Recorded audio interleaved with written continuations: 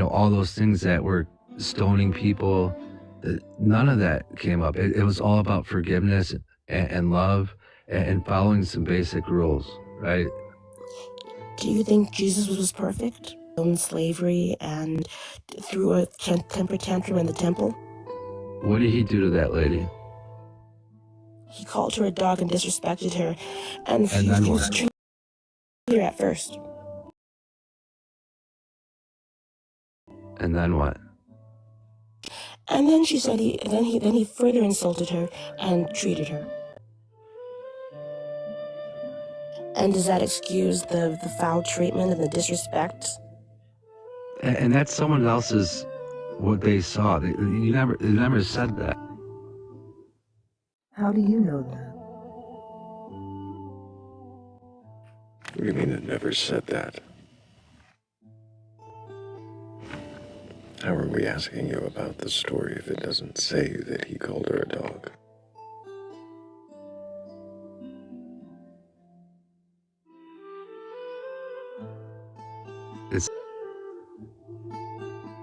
Yeah, calling her a dog.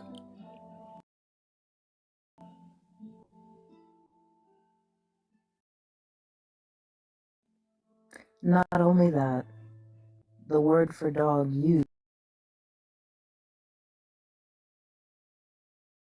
in the Greek language specifically was a house pet.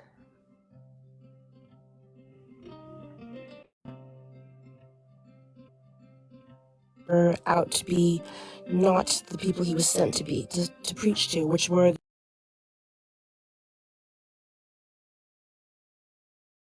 the Jewish people of Israel. No, he preached to everyone that were on that land. According to Paul, but what did Jesus say? Well, but earlier Jesus said he came for the lost sheep of Israel. So at this point in his ministry, he was only ministering unto the Jews. No, and the occasional Gentile, but mostly just the Jews. He was here to save the Jews to fulfill the prophecy. If you've read the Bible, that's what the Jewish have you read people the Bible? said. That's what the Jewish people wrote. But there was all different kinds of people in that land during that time. So do you not take everything that the Jewish people wrote in the Old Testament? Do you not take it to believe it to be what?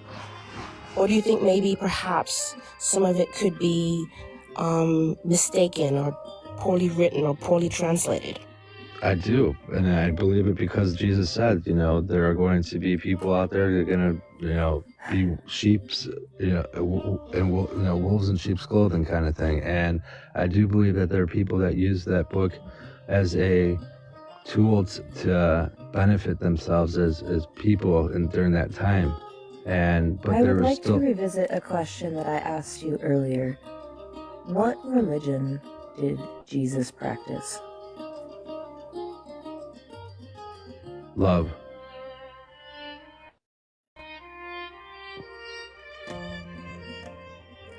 Not what he taught. What did he practice? When he went to the synagogues, he said that, these people are teaching what they want. He didn't even believe in what they were saying because he said that they were, false. They were just people that were out there for themselves. And it wasn't about a religion. It was about love. See, that's the problem with us societies, that we divide ourselves into religions, and we try to be, better than this. Hey, whoa, breaks. Okay. How do you know that? How do I know that? Yeah, he flipped up the tables and everything because we're doing stuff in the synagogues. What were they doing there? They were trading. Oh. But there was more about money for them. He knew their hearts. They weren't, there for the good of people. They were there for themselves. They were selfish. So those traders, did they have anything to do with the synagogue itself? Well, I mean, those people were priests. Set up in the synagogue. Or whatever you call them, not priests. Are you trying to refer to the Pharisees and Sadducees? Listen, I'm not like a scholar when it comes to the Bible, but I understand the teachings of love that Jesus taught. If you believe that Jesus taught love, and that's where you want to go with your life, why haven't you read the Bible in its entirety? Because I've read parts of it, and I understand that it was humans that written that book. All right. And I know that Christians are going to say, well, you need to read the Bible and you got to follow the Bible. And people outside Christianity will say, oh, well, they'll use that as a tool to go against people who believe in Jesus as the Savior. That's very well said. Yeah. And so... Yeah, somebody else was speaking. And so, when you really understand Jesus, and not just try to... It's like when someone looks at a glass. Stop right? for a moment. They say, I'm not interested in your sermon Sorry. at this point. So also, I'm going to go ahead and cut you off because we did have a poll. The audience has spoken. You can't question your beliefs. I'm not sure why you requested it. And so we're going to go ahead and move on and see if perhaps the next guest actually is capable of engaging in the exercise instead of just preaching past people from a place of ignorance without actually understanding what they're saying. So think about it. Can I get your age for TikTok TOS? I'm way over 18. Way over. Can you give me a ballpark? I'm over 40. Do you have a belief in a God or God's higher power? I believe in God, and I also believe... Which God is that? Jesus Christ. So, criticized you. But have one you thing... read your Bible from beginning to end? Basically, yes. But I'm not a scholar. I'm a very humble person. I don't remember some of the stuff that I read in the Bible. I can't debate with you like you. But one thing I've learned I'm that not interested in a debate. All right. Well, so can you slow down maybe? Is something prepared to say? And there's yes, no I reason do. you But you have to let me talk. You guys Well, don't. I'm not interested in not your the prepared format. statements.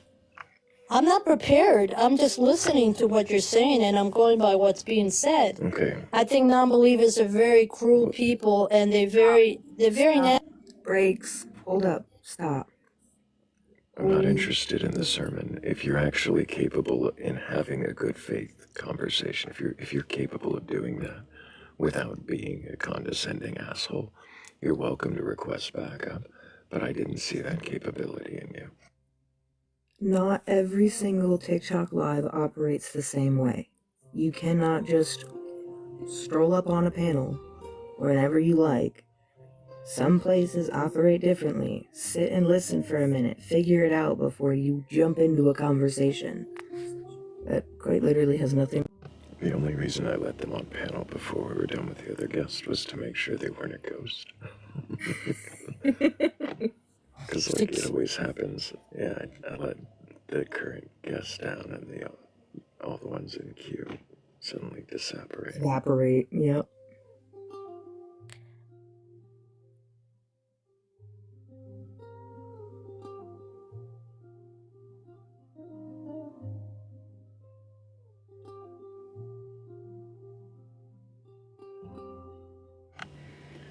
Paul, yes, I've read Ecclesiastes.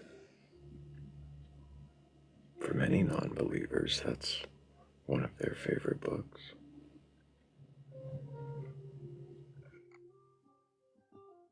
For many believers, it is. I think maybe that a lot of people requesting up don't understand that this is more of an interview format and not a debate format, even though it's clearly written on the screen.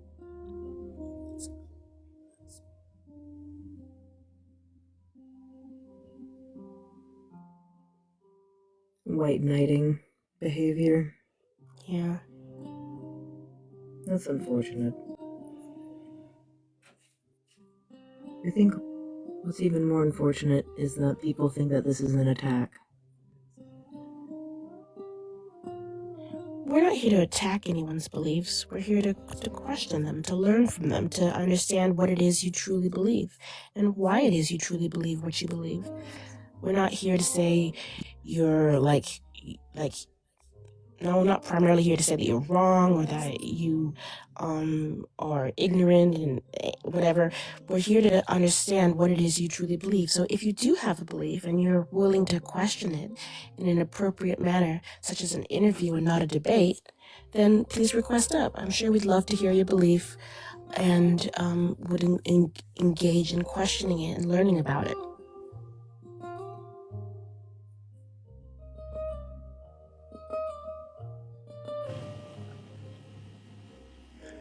Also, we're at 157,000 likes. That's a lot.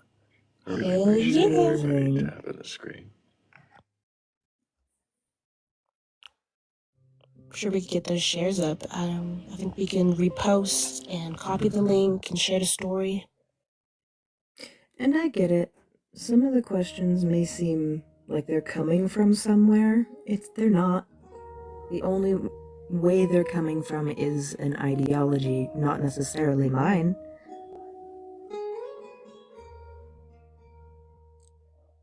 And we're not speaking from a place where we haven't questioned ourselves.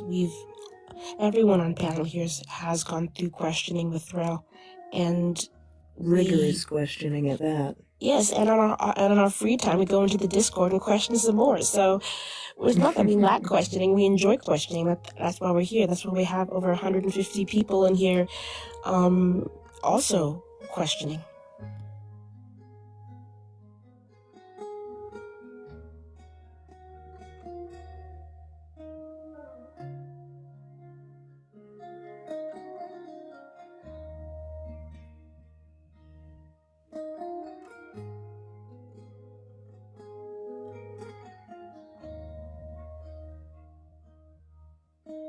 Perfect. If there was a exactly what I was reading. I was like, statistics. If there was a perfect age demographic to question, what would it be? It's a really good question. I don't know that there's a perfect demographic, but there are. Like I am starting exceptions, to think of certain tropes. Outliers. Certain tropes. It helps when their frontal cortex is developed. Mm-hmm. I was gonna say, I've definitely had a lot of young people come in, or younger people. I say younger people come in and be able to have a whole conversation with me. But then I've had people in their same age that same age. Your fucking word in a bucket. Yeah, but then I've had 55-year-olds doing the same thing, and I'm like, I don't. The demographic is there. There probably is a test we could run for it, but I just don't know what it would be. I don't have the patience for it. Maybe the demographic should be on willingness and not age, because I think that's more part to play, is a person's willingness to question their beliefs. I think we could. Excuse me. What factors into someone's willingness to question? That could be an age factor.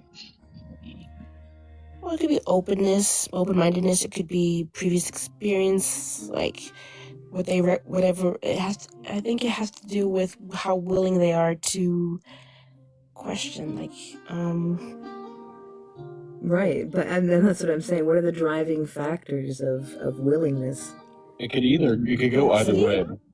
It could go either way because, typically older people are like, they're set in their ways. They don't want to question. They're right. I'm right. That's it. Done and over with. But then this is how it's always been, and this is how I want it to be forever type thing. Yeah, but then in that age also comes wisdom of possibly being able to be open and question more. Like I said, it goes both ways. And then the same exact thing for younger people in their early 20s of I'm so sure of everything because I'm a cocky 21. I'm invincible, I can't die kind of thing, yeah. Yeah. And then the same exact thing of I'm young and I don't know, so I want to know, so I'm willing to question and be open about it. There's literally words. Mm-hmm. Good job, buddy. I'm proud of you. I'm sorry, I have an axolotl in my hand. It's a little squishy guy.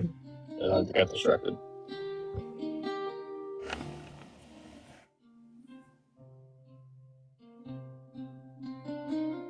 And then you have to factor in, as Trip says, those people who actually have the ability and know how to use TikTok. That is a valid point. I wonder if that's really the age demographic that needs to be paid attention to. The Venn diagram of how old you are versus your ability to use TikTok versus your willingness to question. What's in the little triangle in the middle? I just know that some people in this generation that are coming up with teenagers are going to be fine. My daughter left this morning listening to Korn's Coming Undone, and I was just so proud. Hell yeah.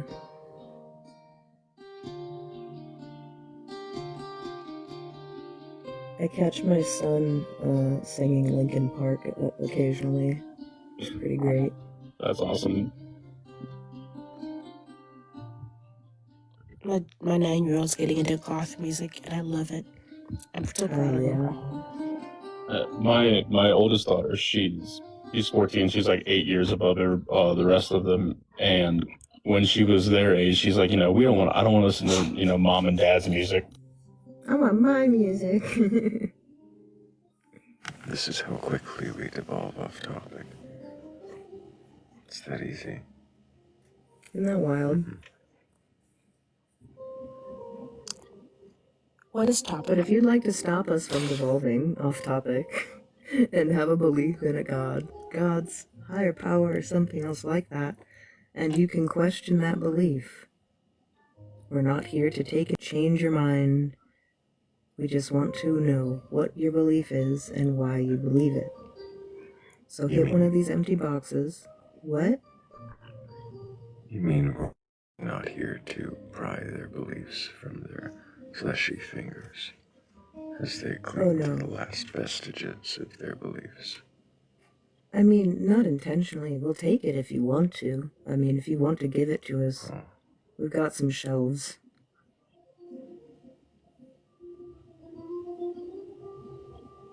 But if you fit that description... That's not what we're doing. No, that is not what we're doing. We're not here to attack you. We're just here to understand. So hit one of the empty boxes, request up,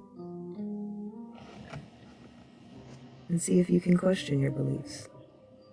We're not here to wrench the hope that gives you the joy when you wake up in the morning.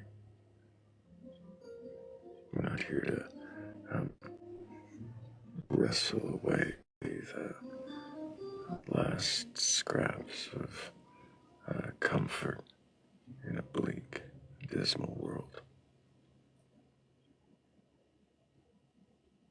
That's what we're not doing, right?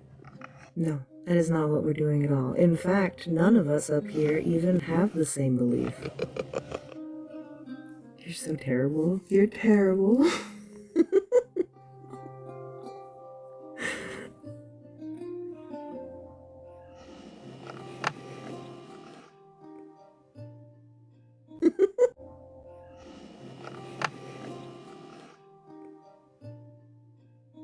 Thrayle, at all.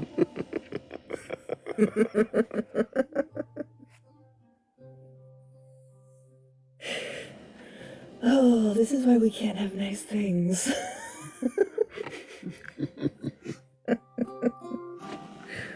That's what they think I'm doing. I'm not doing those things. For sure, without a doubt. Reaffirming it after the fact is definitely helping.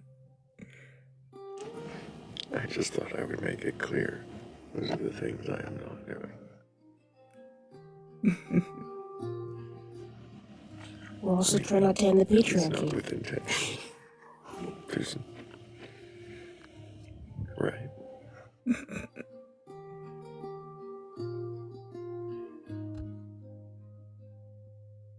I mean, we're not trying to. It's not the goal. It may be a result, but it is not the goal. It's side quests. Passive side quests. Indirectly doing things that were unintentional, but hey, whatever fucking happens, happens. Because you touch this button, now this entire quest line is completed. Didn't even talk to the quest giver. Hello, Brittany. Can I get your age for TikTok TOS? Yeah, 26. And do you have a belief? Okay. Hang on one second, sorry. I'm trying to turn off my TV so you guys can actually hear me. That will help. Thrayle, is the YouTube okay? Sorry, I just wanted to... The YouTube is probably being sketchy right now, but it seems the audio's working. I just didn't have the video up. Okay. Do you have a belief in a god or gods or anything like that? Yes, I didn't at the time that I had this encounter, but a few years ago. So you had an encounter. So Yes. you seem ready to tell me a story. I am. I'm 100% ready. Is this like a testimonial? Yes, it is. A few years ago. I see. I'm not quite interested in the testimonial that you've got pre-prepared. I'd like to ask you questions about your belief. If that's all right, and maybe in there you can tell me that. I think you actually hear the testimony, you will be interested because I'm telling you.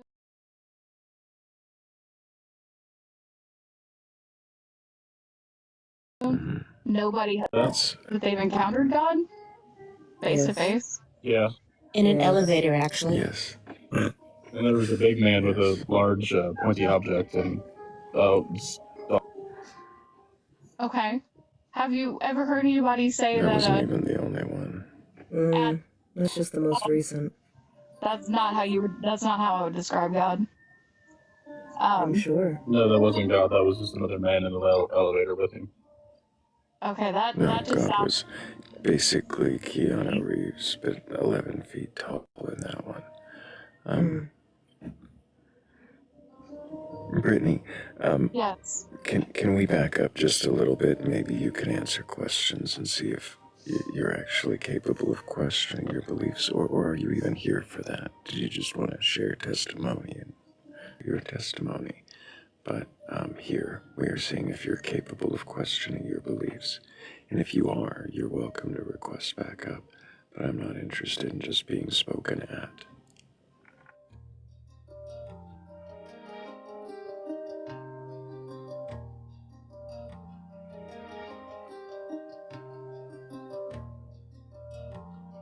This one's really nice. I like this one. Some of them really are. There's a few more that I haven't moved over yet. They're more like more instruments like this. Like you can hear a violin or something else creeping in. And I wanted them more simple.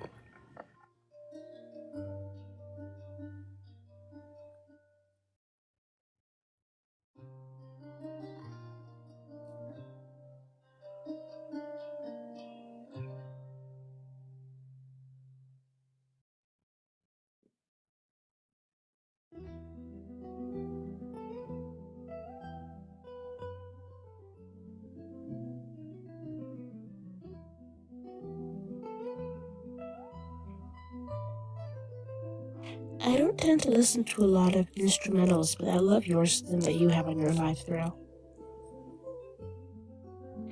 Especially the ones with the singing. So most of those are Michael V's creations. I made one of them. But, yeah, the ones with the singing, I like.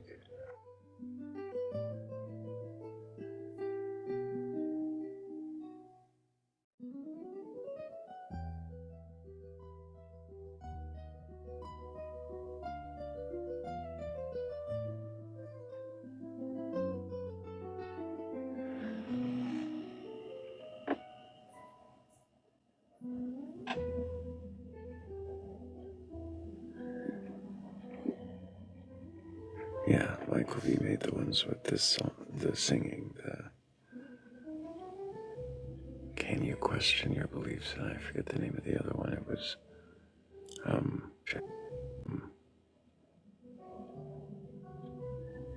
In the Shadow of the Batcolyte or something like that. I love the flamenco flavor this has. Yeah.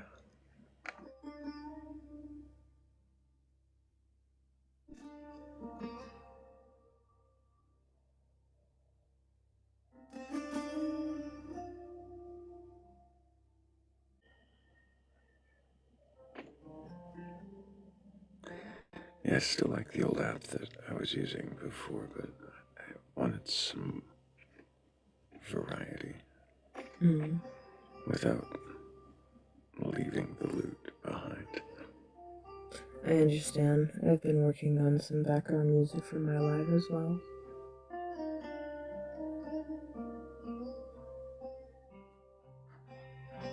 Got up to 165,000 likes. I wonder if we'll get to 200 before the poem.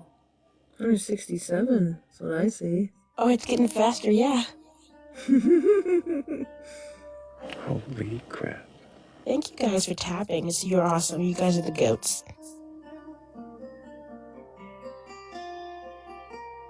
Make sure you share, repost if you haven't already. Share this wonderful space with all of your friends. Perhaps we might even catch a believer in all that sharing. Catch 'em.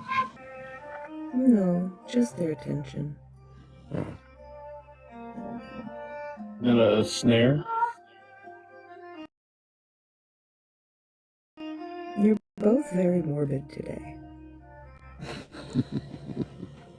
Oh, So what should I expect from a This pair of skeletons? what about the ones from the first Rambo movie? Oh my god. The 80s one? That one. Those tracks. I think that would work.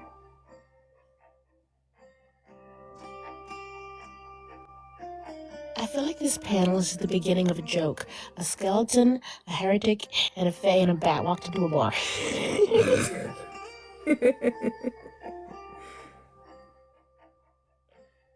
And then everybody ducked except the heretic, and he got hit in the head with a bar.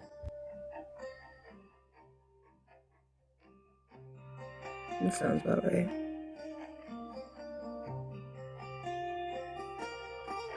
Oh, the YouTube may be crashing again. I'll restart it if it does. At least for a little while. When we get too close to the end, if it goes down again, I'll have to leave it down. Has YouTube been poem ready yet? Has YouTube been struggling most of the night? Yeah, it's gone down twice. And it was part of the reason I was late. I was trying to get it to stay streaming.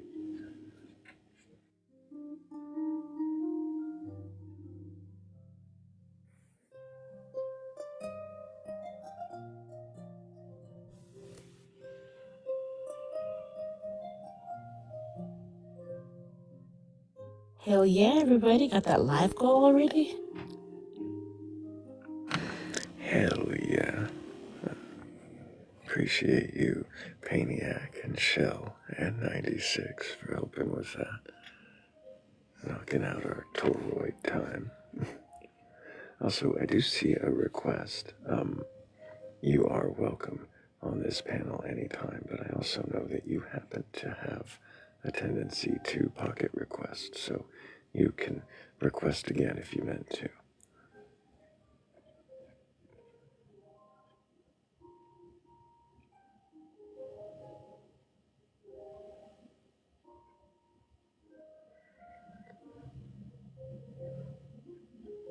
Well, and Paul wasn't even the one I meant, but glad you did request back up, Paul.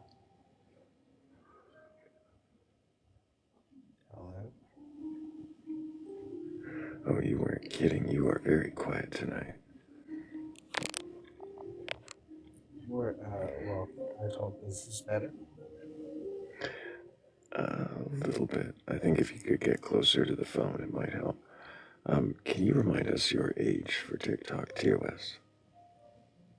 I am 41, turning 42 this year. Happy birthday, and do you have a belief in a god or God's higher power or anything like that? Yep, Protestant Christian. Partisan Christian, what does that mean to you? Protestant. Protestant. I was going to say partisan is something else. So, Protestant Christian. Yeah, non-Catholic, basically.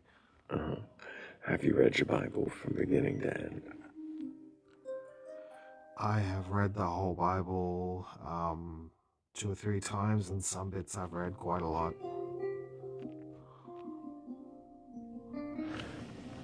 And do you believe the stories to be true and literal?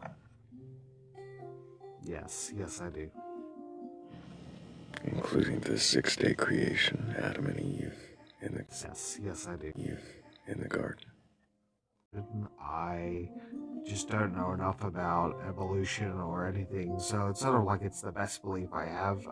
It's certainly not what I talk about with people.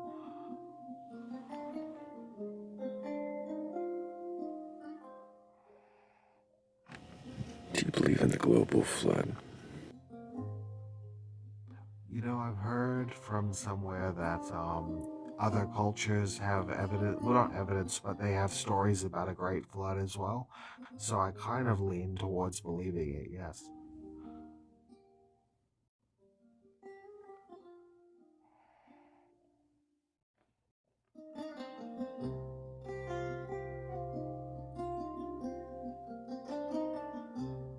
Can you give me an example of another culture with a great flood? The Mayans? And when is their great flood supposed to have taken place? Long ago. Just long ago, I don't know when.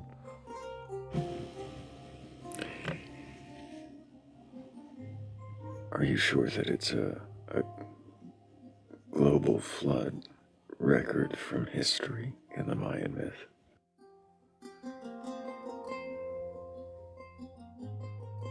Thinking about what you said. And also, I think it wasn't the Mayans, it was the North American Indians that I think it was.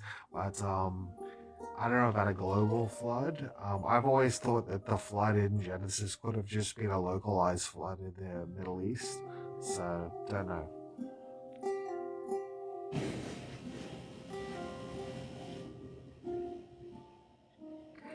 What would the point of it be? A localized flood from God. What is it accomplishing? Well, God doesn't like the wickedness that's grown in the world, so he says he's going to destroy everything he's made with a flood, and then he chooses Noah. So he's going to destroy everything he's made with a flood. And according to you, then, floods just the Middle East, just a small area. Is that everything he made? I'm open to either being a world flood or just a local Middle East flood. I've always thought like the world would only have been the Middle East to them because they wouldn't have known about the other cultures. So, yeah.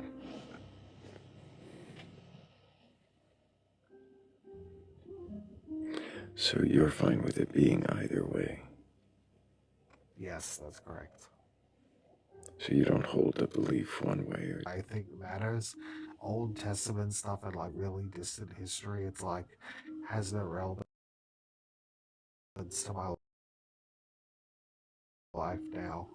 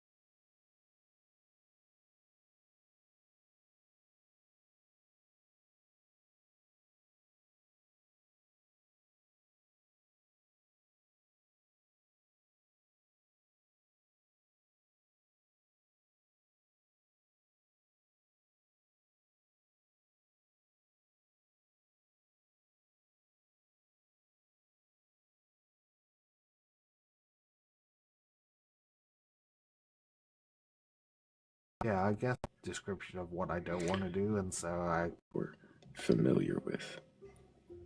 he's the only person who has a mode of salvation that I'd be willing to accept. To be sorry, to turn away from my sins, and to Are you bring the good. familiar with the mode of salvation offered by Baha'u'llah? Uh, no, are you? So I don't mean to be Are rude, but you I'm familiar? genuinely interested. I understand, but are you familiar, if not with that mode of salvation, are you familiar with the mode of salvation through Thor or through Marduk? No, I mostly the little I know about other religions would be Islam, Buddhism, Hinduism, Mm. the big five basically.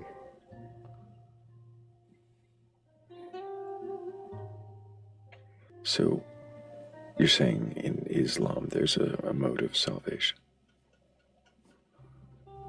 Well, as far as I know, people in the Muslim religion they lack certainty. They know that if they do good and shun evil, that there's a better chance they'll get in heaven. But I also don't like Muslim heaven. I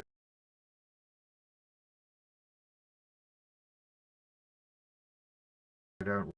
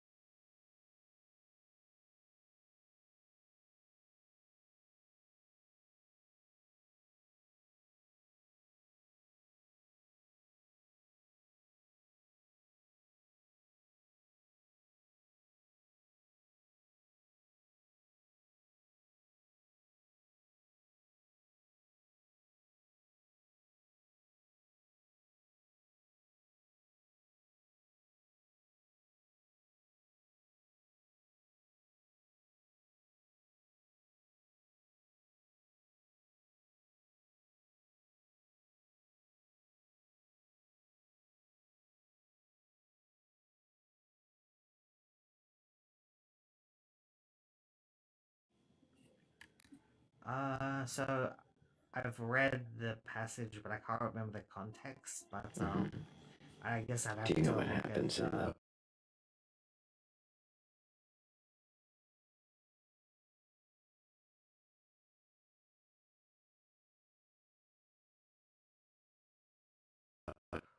I could.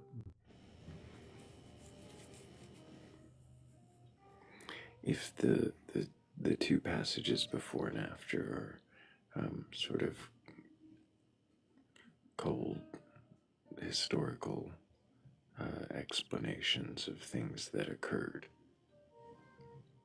and then this passage fits, wasn't fit, tucked in between them, extolling Jesus, as you said, as Messiah. Um, what indicates that this passage belongs here at all? I believe Josephus writes about Jesus somewhere else in his annals. So yeah, there's more than one reference. I'm sorry, his annals. Are you talking about Tacitus? Tacitus Oh writing no, about in my the bad. annals. Sorry. What was Josephus's text called again? The Antiquities of the Jews. That's right. Yes.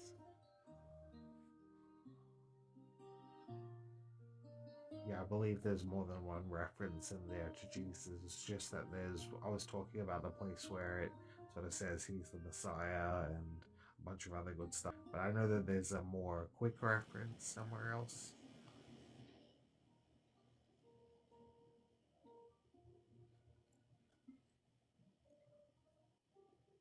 Are But you I think also sure with about that? I'm pretty sure. Plus, like I said, there's other stuff. You've got the graffiti of the crucified donkey, um, Mm-hmm. the Gnostic You're not. Gospels, which So you're going to list things in a sort of a gish gallopy way, and I'm not interested. Um, so we were talking about Josephus. You said there's another reference somewhere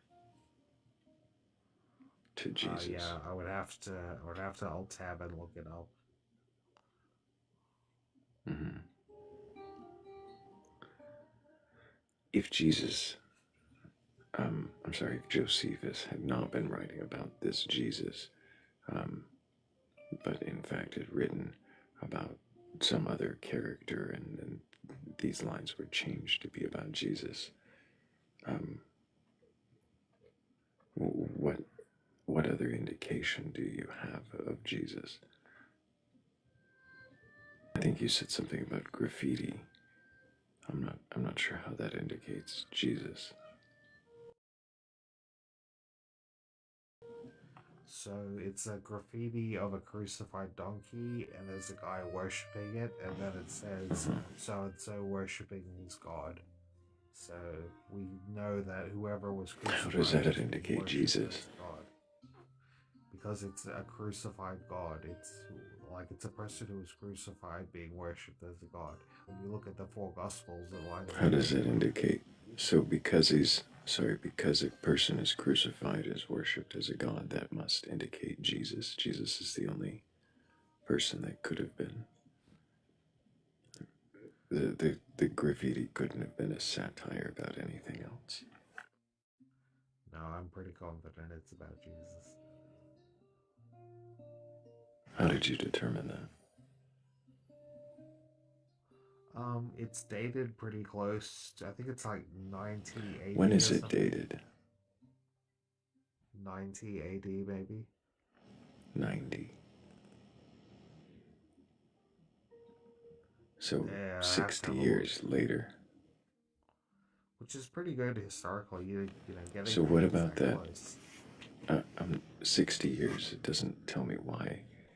This indicates that your graffiti is about Jesus.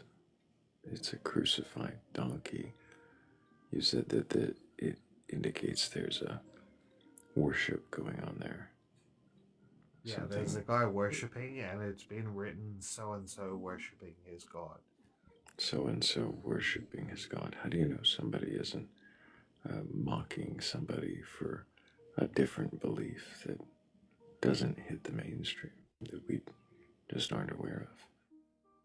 I think you have to be unnecessarily skeptical to think that way. You think that's unnecessarily skeptical to wonder what this graffiti is actually about, to question if it necessarily indicates Jesus? How is that unnecessarily skeptical? Because you have 4 gospels that all talk about a crucified person who is worshipped as Four, God. four gospels written by whom? Let's see. One is written by John. One is written by Matthew. Who is John? One is written by John the Beloved. Which John is this? Jesus' close disciple, John. You're saying John, Jesus' close disciple, wrote a gospel? Yeah. What indication do you have that he wrote it? So I haven't done the research, but I mean, on the, I'd have to read it again, but it's called the Gospel of John, so that it must be called the Gospel of John for a reason. Also, there's a bit Other than the where, title that possibly was given up to 200, 300 years later, what is it that indicates that this was written by John? John talks about himself as the disciple whom Jesus loved. Because he uses that funny way of referring to himself, it's that he's trying to be modest, but he's also trying to make it clear who wrote the gospel. Yeah. So he refers to himself as in the third disciple person. whom Jesus loved. Yes. As the. I'm not sure how that indicates that that's John writing. Yeah, I'm really lost on that. So the title of the gospel means that that's who wrote the gospel? Yes. Interesting. So, And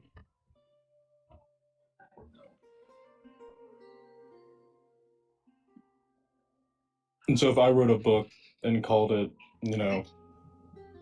Paul's Guide to Dogs, does that mean that you wrote it? In that case, no. Okay, so could that title mean that I can just throw a title on any book and it just, have that title? Or I think you'll find if you read John, like, there are bits here and there, like I tried to explain, but you guys didn't find it very convincing. But there are ways that John refers to himself, so especially around the end. Yeah, so I get that. I get that 100%. But that doesn't mean a whole lot. So I can write a book called Thrayle's Guide to Questioning Paul, right? That doesn't mean that Thrayle actually wrote it. It just means that that's the title I gave. Sure, you're right. And especially back in, ye olden times where you can just kind of do whatever you want, writing anything down, and no one's going to stop you. There wasn't a whole lot of questioning of things back then. Yeah, I think that's probably true. I think people were less skeptical in those times. Yeah, okay. My bad. With the fact that it was only attributed to John 200 years later, a fact that maybe we don't maybe that would mean we don't really know who did it, we just attribute it to John, even though 200 years is not a long time in history. You don't think 200 years is a long enough time for names and to be forgotten? There would always be an oral tradition passed down. I think I would definitely bet my money on something where it's only 200 years. Have you ever played telephone? Is that like Chinese whispers except without the racist name? Yes. I have played it. And have you noticed how sometimes oral communication can be confusing and sometimes misinterpreted? I usually found when I played that game that I had to deliberately say something silly. I was very young when I played it, so I thought this was funny, but I would deliberately stuff it up to try and make it more interesting. Almost like you're adding something to make it more entertaining. Yeah, Do you think they may have done that to yeah, the correct. Bible? I mean, I suppose it's like in the scope of what's possible. Sure, it's possible. There is an element of faith in belief. You have to eventually, at some point, say, "I'm just going to believe." Yeah. Is that not blind faith if you're just gonna say, "Oh, I just believe it" and give up? Quite the questioning. I like I've done questioning. I remember I was really interested in references to Jesus outside the Bible. And when I watched a documentary on it, I was pretty satisfied that there was evidence outside the Bible that Jesus existed. So, When you watch these movies and documentaries and stories about the evidence, who were they directed and produced by? so this one was by a guy called John Dixon. He is a Christian, but he interviews people at universities. He's a Okay, so scholar. He's not just a Christian. but him being a Christian scholar, would that not say that there could be some bias? Um, I suppose, like, yes, you would definitely identify that there could be bias there, but just the fact that he was talking to the history department of Macquarie University, and I've also heard I think I read somewhere else that it's not really most people agree that someone called Jesus exists. I mean, if Gautama, if the Buddha exists, Jesus has to exist. Yes, Yeshua was a common name at the time. There was the Yeshua the rebel, the carpenter, the rabbi. There were several Yeshuas at the time.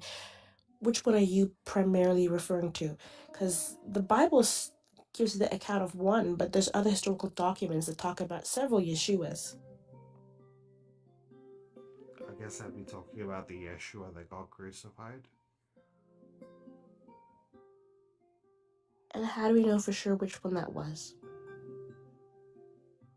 It'd be the one that the four Gospels are talking about.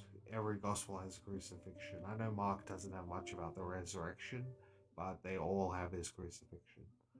Oh, the resurrection. Yeah, that's been very fascinating to me lately because there's so many contradictions with that even too. I guess that makes me wonder, do the contradictions in the Bible, even the ones about Jesus' life, do they make you question whether it's legit? I actually like that the Gospels differ a little bit. It shows that they were just people trying, at least to me, in my view, it looks like people trying to write down what they knew, even if it did conflict with other accounts. It was just so we've got four different Gospels. Some people try and piece them all together to make the complete life of Jesus, but this is people's memories being used in different ways. So if their memories may have varied on the accounts, and which is why we find the discrepancies, um, could their memories on even his very words written decades later, if not like could they have maybe been mistaken and written something down incorrectly? Um, so one thing I have heard is that in the time of Jesus, it was more of an oral society where things were passed down orally. Writing was not so common, so people were much better at remembering things that they had heard. What's your proof of people understanding and remembering things better than they currently do? Look, it's just a hypothesis that I read somewhere. Okay, well, it's a hypothesis that you read somewhere. I don't find it completely relevant to that, other than it supported your argument for like 2 seconds. You can't. I mean, you can't prove a lot of things in history. I just think if you're gonna reject that Jesus existed, it just seems unfair the way we take other things for granted. But when it comes to Jesus, people want to say, "Oh, he didn't exist. He didn't exist." I mean, there is a lot of evidence, in my mind, at least. I have a follow-up question for that. Does anybody up here, did they actually say that they didn't believe that Jesus existed? Because I don't think that came out of anybody's mouth up here. I think I brought onto the table several Jesuses. I don't think I decreased any amount of Jesuses on the table. If anything, there was multiple Jesuses, and so there's, many on the table that Bats presented.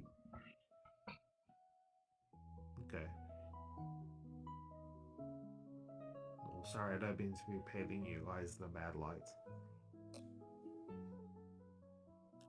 I'm wondering, if Jesus did exist, let's say for the sake of argument he may have existed, who's to say that he was exactly as the Gospels portrayed, that he was not just a man like you or any other man?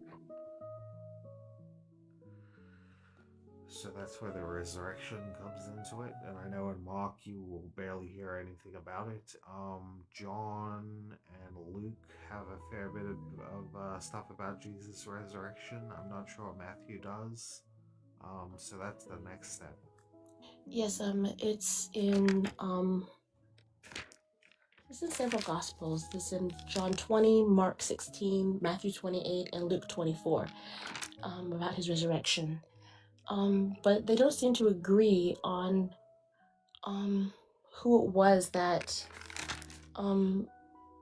was at the tomb first, or what was at the tomb when they got there. There's talk about an earthquake, of guards, of angels, and there's talk of it being empty. There's talk of Jesus wandering in the garden outside the tomb. Like there's no clear image of the actual resurrection. Would that affect maybe its legitimacy? I think you're right that it would make you wonder if all the accounts differ greatly, and it seems like there are some differing accounts. I probably had that thought myself when I was reading some of them. So, sure, maybe I'm just taking that on faith.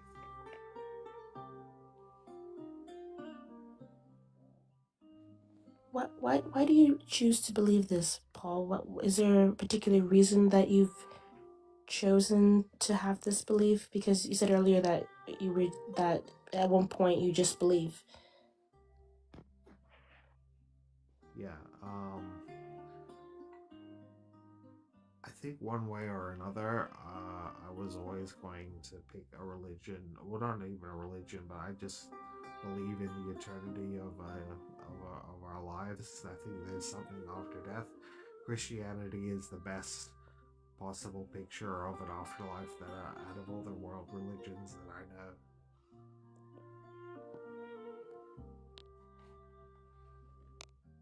So is it more or less a comfortable belief? Like something that gives you comfort and helps you sleep at night and helps you deal with daily things? Definitely, like I want to be forgiven for things I've done wrong, and I want to be a good person, even if that's impossible. So, yeah. So if this belief is comfortable, and you believe it regardless of the contradictions, could it be that could I ask you a question about that, Paul? Yeah, sure. Okay, my question is, which is more important to you? Would you rather have a comfortable lie or an uncomfortable truth? Okay, let me think about that.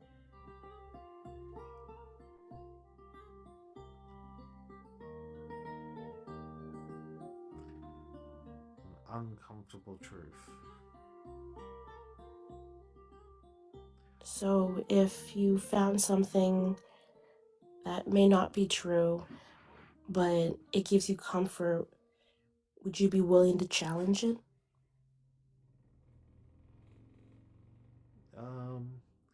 Having gone down this road for the last 25 years or so, it's sort of hard to imagine changing now. Um, I had periods where I was doing research and sort of looking into things, but at this point, it would be very hard to lose all these beliefs because, I mean, there are some things that I don't like. Like, I don't like the idea that people who aren't Christians can't experience the good side of eternity. Um, it seems harsh, and I don't like that. I don't want to be a nuisance. I don't want to be like telling everybody, "Oh, you have to get saved, or else you're gonna go to hell." But on the other hand, it seems very important because I don't want people to go to hell. I have a question for that. Go for it, Radical.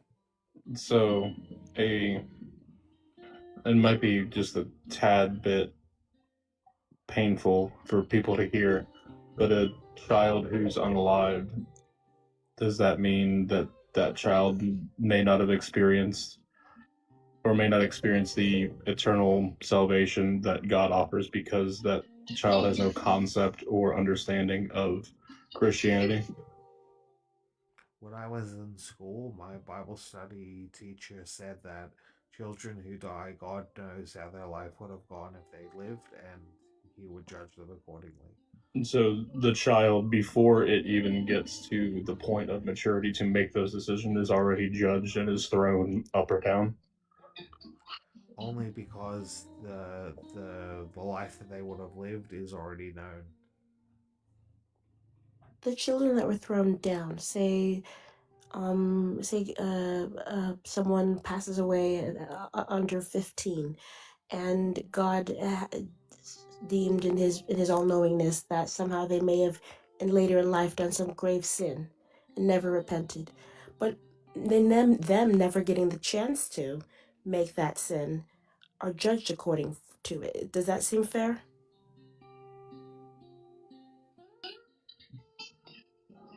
Thinking, Being arrested and tried before you've even done the crime, does that seem fair?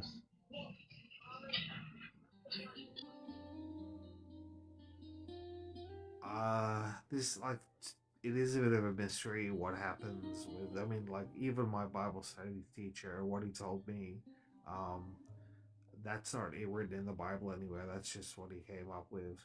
All I can do in these situations is trust that an omniscient God knows exactly what He's doing. And so, because it doesn't make you, the fact that, what you just said isn't, it's not it doesn't align with your morals and values about, what actually is going on. We have to make things up because it clearly would state in the Bible, right? Because you don't believe, therefore you're cast down, or if you do believe and repent, you do get that eternal salvation. It doesn't matter, it doesn't strictly say an age, so we just have to make one up to make it feel comfy for us, right? Well, you're right. It doesn't talk about an age of responsibility in the Bible or anything like that. And so we make it up to make ourselves feel better. I think when there's no clear answers, you just have to trust God, I suppose. Well, that's what I'm saying. There is a clear answer. There is no age restriction. The answer is very clear in the Bible because it does not state one. That means there is none. Correct? No, if it, like I think if it doesn't state one, that doesn't mean that there is none. Well, if you're God or Jesus or disciples or people who wrote the Bible didn't feel like putting one in, does that mean they believed in one? Um, I think I'm pretty sure that even for modern day Jews and modern day Christians, the idea of knowing what happens to a child who dies early, it's just not known. I'm not talking about modern. I could care less about modern. I'm talking about the ones who wrote it, because those are the ones who set the values and set the morals that you are providing for us to question, and the ones that you provide that you follow. Okay. I don't think they knew back then either. Well, they didn't, because there wasn't one. Is what I'm saying. Is That's what I'm telling you to question. There isn't one, so therefore what?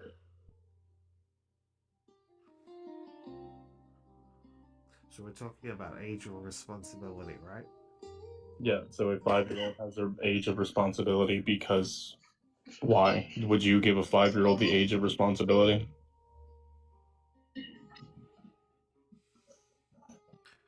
Again, I just don't think anyone ever has known the answer to that question.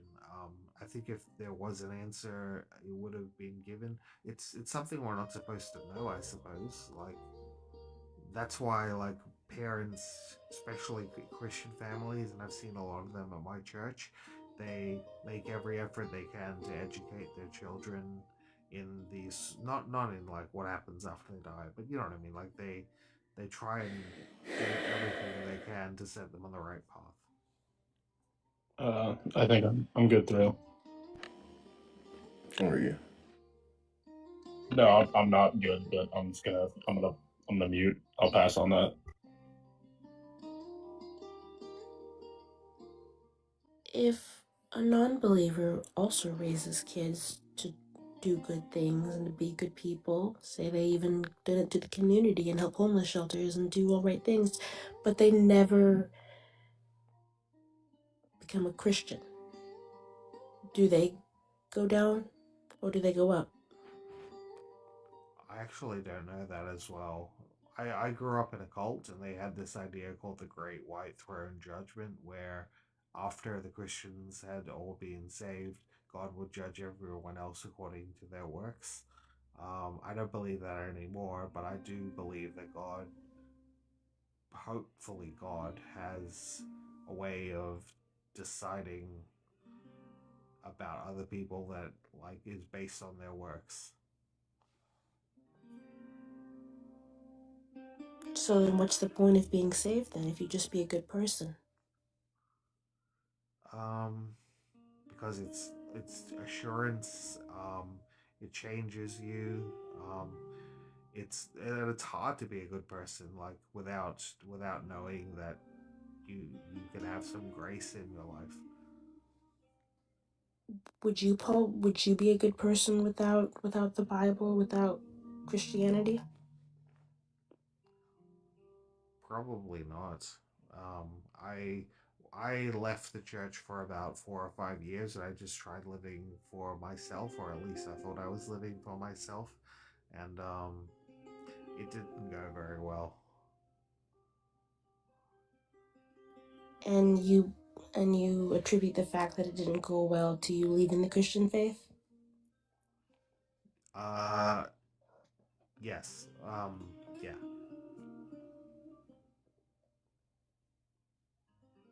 So you feel like you need the Bible to be a good person then?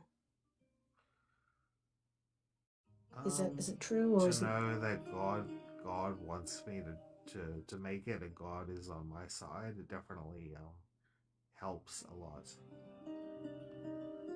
Why is God on your side and not other people's? Well, God's on everyone's side who turns to Him. Some people just don't want to. I'm not sure why. I don't know why. I sometimes I wonder why do people not want to be Christian? It's not that hard. Like I'm not doing anything amazing, and I think I'm saved. I think a lot of people either find it hard to believe in a God, if especially one with a Bible with so many contradictions. Others have religious trauma. There's probably several reasons why people prefer not to be Christian, but they still live good lives. Like maybe even in my case, I feel like I am a better person for no longer being Christian.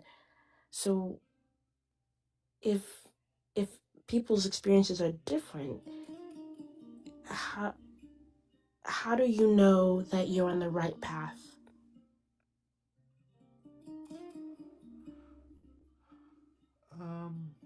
guess this is like that metaphor of fruit that's all throughout the Bible. You look at the fruits of your actions and what you've done, and if you can see some good things and less bad things, then you know you're on the right path.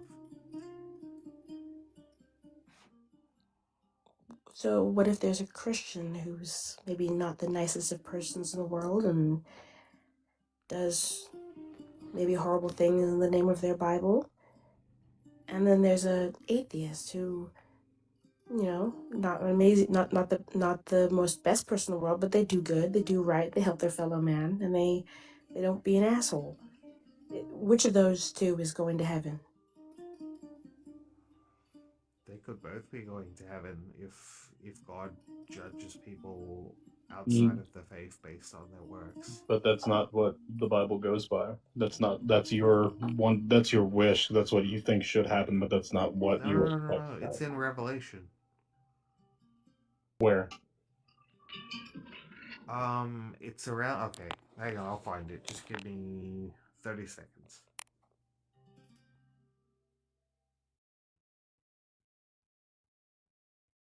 Well, I didn't mean to make him teacup.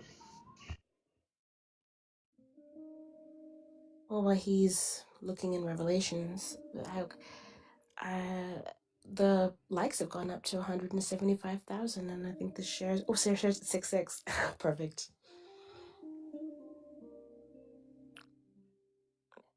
Thank you, everybody, for liking the live and hitting that share button. It's really appreciated. It helps get people in here and to boost the live, so we can get believers like Paul here who question their beliefs and evaluate them. Also, make sure that if you're not reposted already, you should unpost and repost. And then if you haven't done that already, just repost because that'd be cool. Revelation 20. It talks about a first resurrection, and it says, "Blessed are those who are in the first resurrection." I don't know. There's a bit in Revelation. I'm not sure it's in 20, but 20 has some of it. But there's a bit where it talks about God opening books and the dead coming up before Him to be judged. So you never know. So again, they're going to be judged. Therefore, if their life has not been judged accordingly to what he wants and how he values things, therefore they don't get to go. It's still being judged. That literally just solidified what I said. Um, well, I mean, I don't think you and I would have very different views of what good and bad is. So I think Don't we don't don't put me in probably. that box with you. Okay, no problem.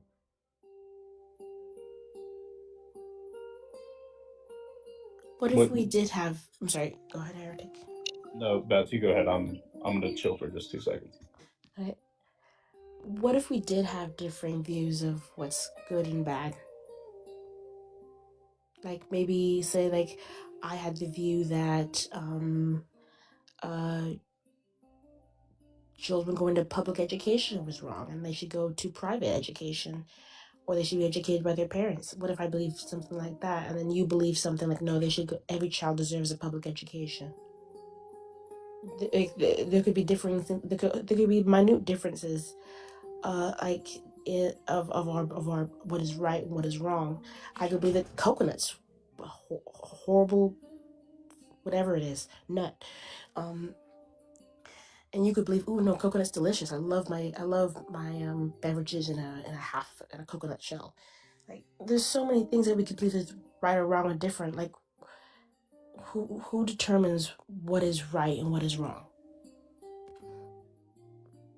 Well,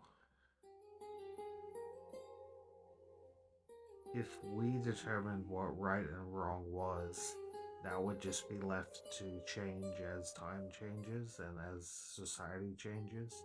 Um, so I think what right and wrong is has to come from outside of us. So yes, I think God decides what right and wrong is. Why does God have to decide what's right and wrong for us? Why does He get to decide, and why can't I decide for myself?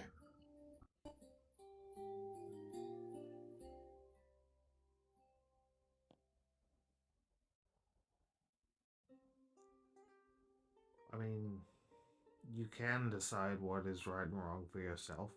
You might end up uh, not falling into a box, but you know what I mean. Like you might end up following a moral compass that isn't very far from Christianity. You can decide for yourself, but if you don't know, there's like the Ten Commandments, there's the fruits of the Spirit is love, joy, peace, etc. My next question would be, why is Christianity the moral hierarchy? Why is it the king and queen and the end all be all to morality? Why can't something else be that?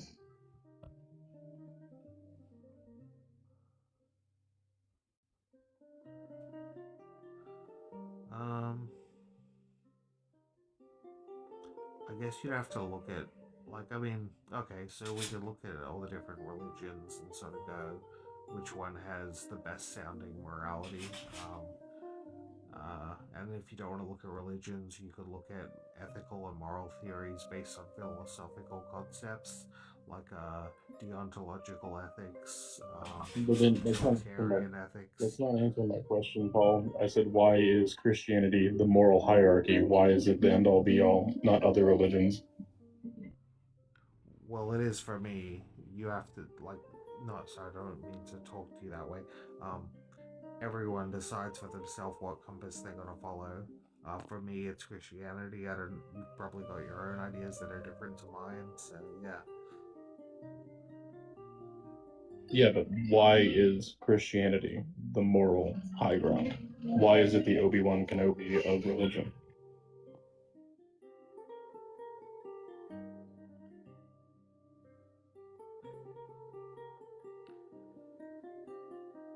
Well, I've done a bit of studying on Islam. I don't like that code of ethics and what is valued good, what is valued bad.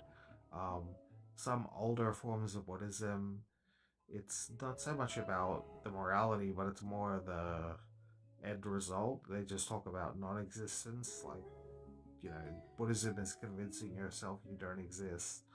So I guess you look at what is the outcome of the rules that you follow. In Christianity, it's eternal life. In other religions, like in Hinduism, it might be returning to the eternal soul of the world. Well, what if I These are told you not there's other things that religions with other afterlives that are equally as, magical and that's a bad word, I know, but it's like, just as equally as, uplifting and awesome as the end result of Christianity. well, I guess only one of them is the correct one. I don't think uh, multiple religions can all be right at the same time. Why? Uh, you talk about contradictions in the Bible, but surely religions would contradict each other even more. Yeah, but why?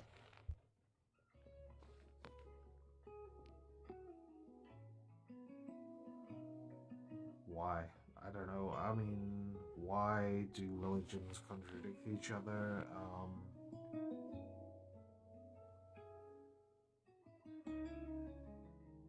Let's think about that.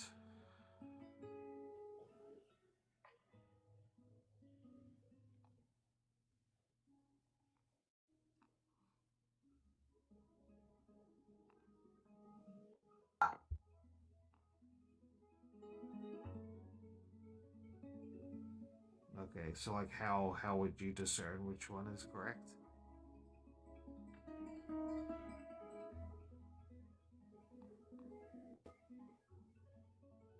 Christianity, like I said before, that I don't feel like I got a sufficient answer for the moral high ground, the Obi-Wan Kenobi of religions. Why is that one the best?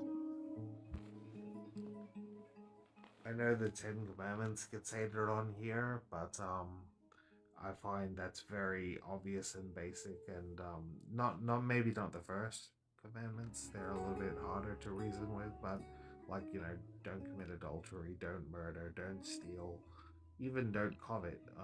That all So, seems good. Then you've got the golden rule in the New Testament. Yes. yeah, Golden Rule is awesome, but what if other religions also have those similar rules and laws to that? So, again, which one would be correct? You'd really have to assess each religion and have a really clear look at what direction they're pointing you in, and religion. So I can't answer this question.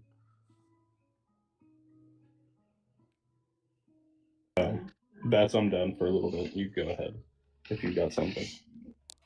I did want to do something really quick, if that was okay with you, Paul. I wanted to ask you questions about. I grabbed 2 books off my shelf, and I wanted to tell you 3 things from each of them and ask you which book is a better book. Is that okay? Okay. Yeah, sure. The book in my right hand states that you should never have relations with a woman unless she gives consent. The book in my left hand says if a neighboring tribe, if you take over a neighboring tribe, you can take the young women who are virgins, shave their heads, and take them as your own wives, regardless of their consent. One of the other books says you shouldn't harm animals except for food and protection. The other one says to take dominion over the earth and to do what you want. The book in my right hand again says that you should never harm a child. The book on the left hand never says anything about not harming children, and in fact demands that children who are disrespectful be stoned. Which is the better book? Yeah, obviously the one where you don't do anything to women without their consent. That was the Satanic Bible. The other book in my other hand was the Bible. So based off your own morals, which book should probably have better teachings?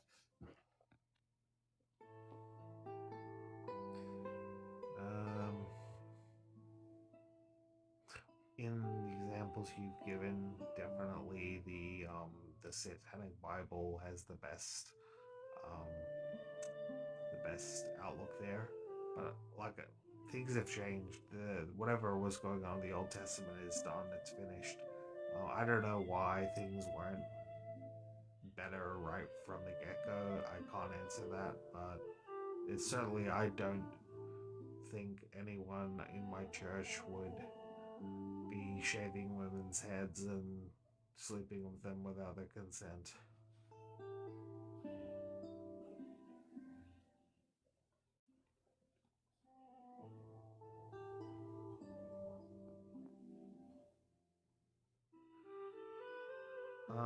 No. I mean, Spare the rod, spoil a child. I remember my minister was saying that this is an old minister. I haven't seen him in a while, but he was saying that if he had to physically discipline his kids, he would never do it when he's angry, and it was always a last resort. I know that there are studies these days that say you should never physically discipline a child. I don't know. I see kids being disciplined all the time. You see mothers with their kids smacking them around. I don't think anyone in my church would be like that. That's the worst I've seen. But yeah, hopefully you get what I'm saying. I grew up Baptist and it was a very different experience. I saw lots of people practicing the biblical traditions of punishing children. Do you think that maybe it's more common than what you have witnessed?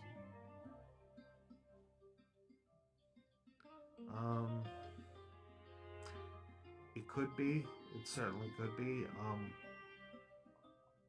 Like I said, no one in my church is like that. I've seen them with their kids. They're all very good with their kids. But that's awful that is going on in other churches. But they're just following the biblical scriptures regarding children. They're just following the word. If you believe in the Bible, surely you have to take all of it into account.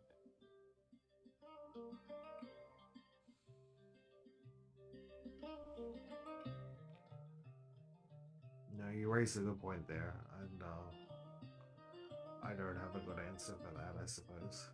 Maybe I don't. I don't know is it always an acceptable answer. We have a whole emote for that. But winning that when you win when you say I don't know, because you've reached a point to where like you can truly question. Do you think you've questioned a lot tonight and maybe have some things to think on? Yeah, I do. Thank you for your time and everybody else's.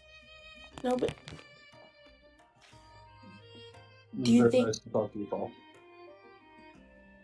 I'm sorry, would Pardon? you say heretical? It was very nice to talk to you, Paul. I know some things may have gotten a little pushy, but I do respect you, and you are a human being, and I appreciate you coming up here. Thank you.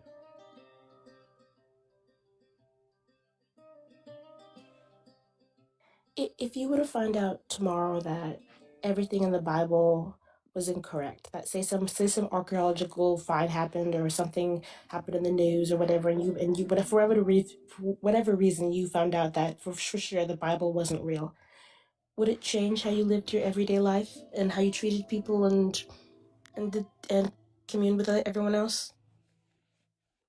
I think if I found out that the Bible was wrong, I would struggle to take everything that I've learned from my church, which, like I've said, it's filled with good people, and also my readings of the good moral parts of the Bible and the New Testament, and I would just try and save that as best I could.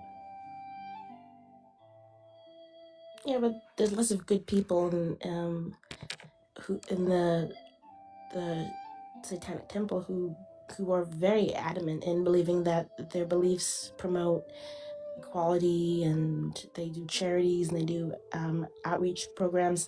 Like, there's lots of good people in other churches. Why is your church special? I've been going to this church for 25 years. Some of the people I've seen, I think where I'm at now, probably the longest I've known someone is about 10 years, but I've seen them before they got married, when they got married, when they had their kids. And I've just always been really impressed by how kind and loving everyone is.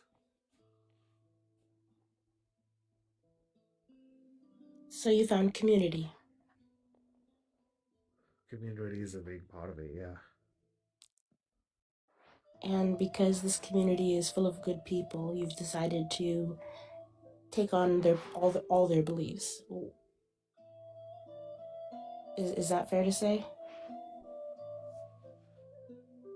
Oh, like, are you asking how I?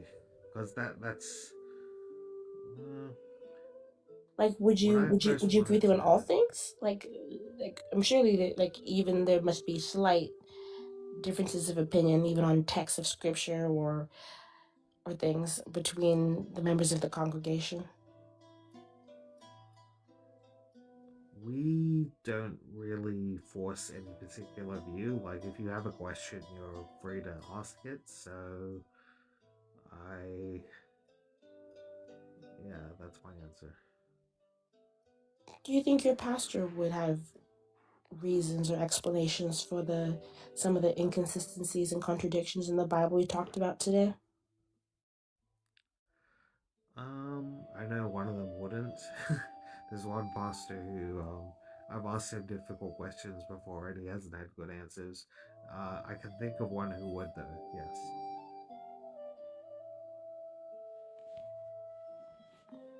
Do you think he can question his beliefs too? Or do you think he's firm in his beliefs and they're unquestionable?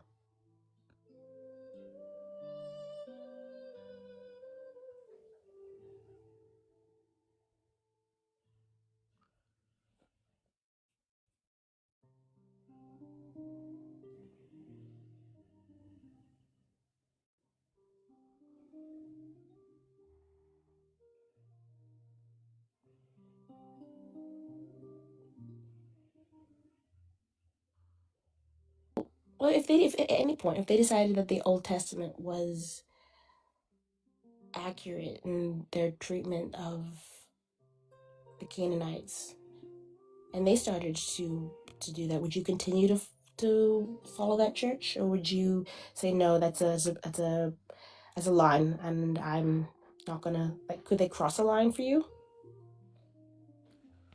Um, Absolutely. I think I like to think I would know when they're preaching something I don't agree with. Um, yeah, Gosh, what was the last thing that we were preaching on? I think it was we were just looking at the gospel, so we were just talking about Mary and then what Catholics think of Mary versus what we think of Mary. So nothing really worrisome there.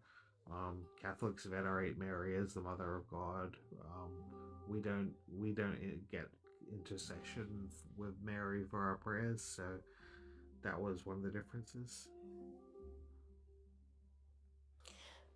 Yes, there's a lot of differences of opinion on Mary and different members of the different characters in the Bible. But if I guess my question still is would there ever be a line that like if they crossed the line, how would you know if since they're the ones who teaching you what morality is, how would you use your own morality to determine whether or not they were doing the right thing? I think people have a natural sense for morality. I think Paul talks about that as well. So if they started doing something wrong, I think even without reading the Bible, I would know. And if I wasn't sure, I might read the Bible and go, does that line up with scripture? Whereas if it was obvious, I don't think I'd need to read the Bible. I would just say, no, you've crossed the line. See what they did, but say what they did was agreed with the Bible. Like say something like crazy, like they perform a stoning or something. That would obviously be a line for everybody, um, but it was biblical. How do you determine what's morality then if what they're doing is biblical? That would be where the natural sense of what's right and what's wrong. I mean, rather than stoning, it's probably easier to talk about the death penalty. I know in America there are states where they have the death penalty, and there are states I where think they we can't don't say have that it. word on that word that starts with the letter Oh, oh, D. sorry. Um, no, it's just yeah. I don't know why the life to get restricted or anything, but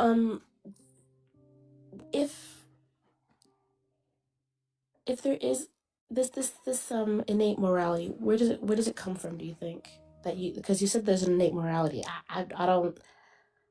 I'm not sure I understand what is innate morality, what it is, or where it comes from. Well, we're all made in God's image, so being made in God's image, we have a similar idea of right and wrong in our subconscious or buried deep within us somewhere. Is that But that's not true for all people because we have like people with disorders who don't have empathy. What about those people? Um, yeah, that's a tough question. I don't know enough about that, but I think if I had to say what my leaning is on that, I feel like people become creatures without empathy. I don't know if they're born that way. Yeah, something like a anti-social personality disorder. There can be people with even at very young ages with that. I don't know if it's genetic or not. I don't know if science knows at all about that, but there's been people even very young ages grow up who don't have a sense of empathy, don't who don't have the same sense of morality as other people have. Are they doomed? Because they I don't, can't? I don't, I don't think anyone is a lost cause. I think with the right treatment from their parents, and well, it's the parents' duty. So yes, with the right treatment from their parents, they can overcome the problems that they've been born with. Yeah, but sadly, not every child has the advantage of having loving, caring guardians or parents. Some people have very atrocious, horrible parents. Mm. So, And I guess you're saying they've learned to be bad. well, I don't know if people learn to be bad or good, or I don't. My opinions of bad or good are maybe different, um, and not on the table right now. I'm just trying to understand if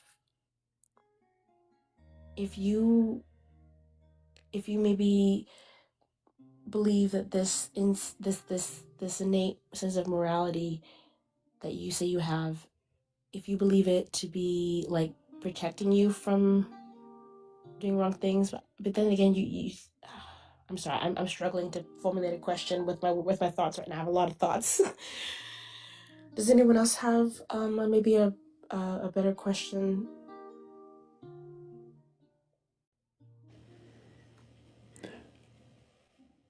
What would it look like for you to be wrong, Paul? It'd probably be pretty devastating. Like I'm getting more set in my ways as I get older, so to be wrong would be very traumatic.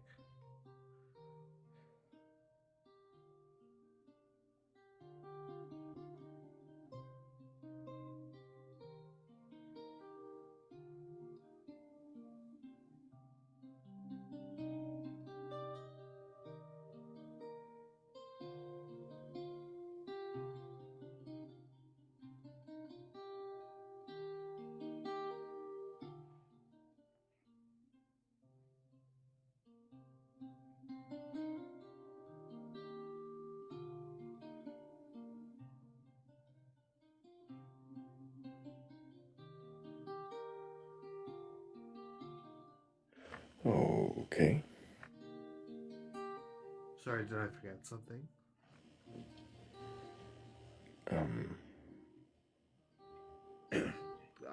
Did you hear my answer to your question? I said it would be very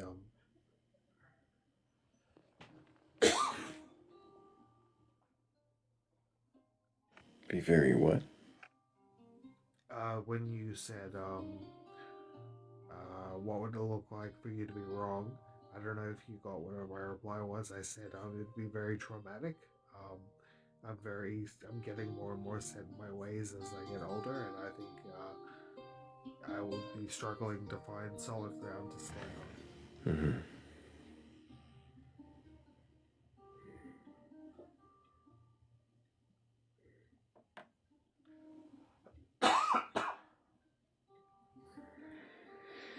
I don't know that I have more questions for you, Paul.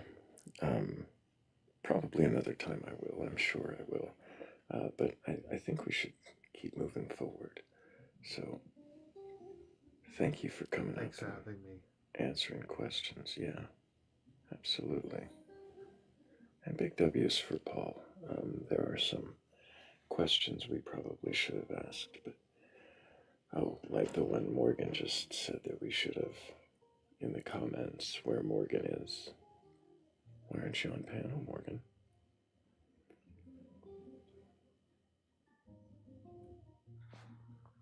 Yeah, W. Paul, he has a lot to question. And he's questioned a lot today.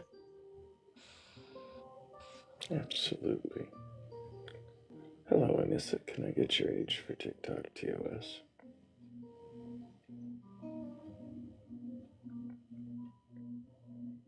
Anissa? Well, guess you're sleeping.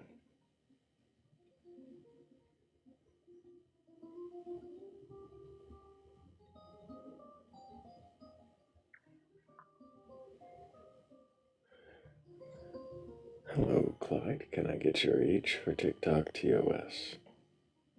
Hello there. Couldn't hear you. Hello there. Hello, Clyde. Can I get your age? I'm 27. And do you have a belief in a god or God's higher power or anything like that? No, I do not. Why not? Well, because from the first day I was born, I was basically divided between grandparents. Okay, so the American side wanted me to be Protestant, and the Italian side actually had me shipped over as a baby to be baptized in Padova, Italy, for Catholic and whatnot. Okay, so Catholic or Protestant? Yeah, but I'm an atheist. And why don't you believe in a God, was the question. It's a matter of evidence. I don't strongly disbelieve in a God. What I just evidence don't. would convince you that a God exists? Any sort of empirical, repeatable piece of an experiment, basically, the scientific method. Can you think of an example of something that... Okay, so if we were to take, for example, if we're talking about, like, I'm going to be very generous here and go into quantum physics, like the boson fundamental particle field and whatnot. And if we were to actively make a prayer field around an experiment A of, prayer okay, field? What? yeah, okay, this What graviton, was the question you're answering? an observable and repeatable experiment that can What was the prove that question I asked?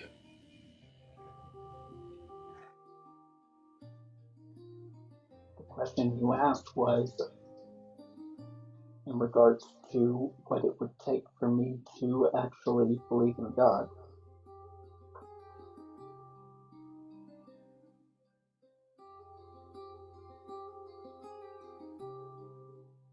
And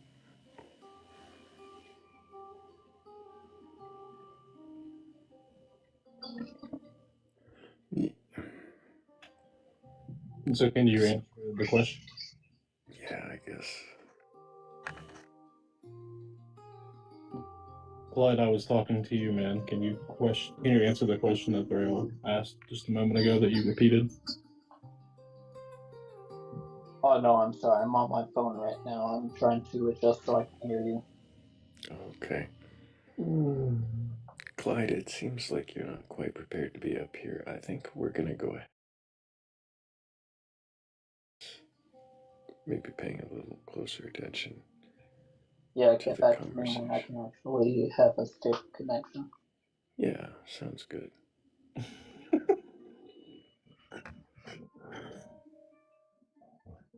Good talk, buddy.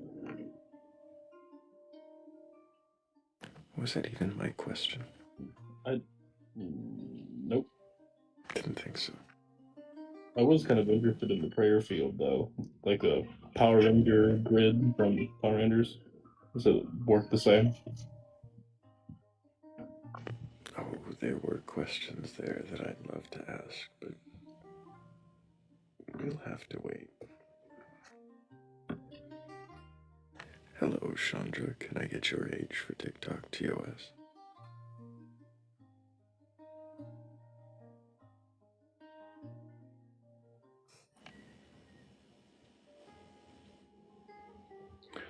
Okay.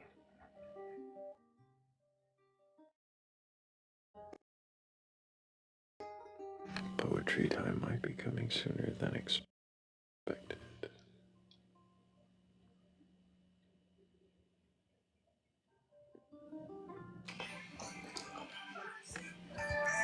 Hello, Dystopian. Can I get your age Hi. for TikTok TOS? Hi, how are you? Doing great. How are you?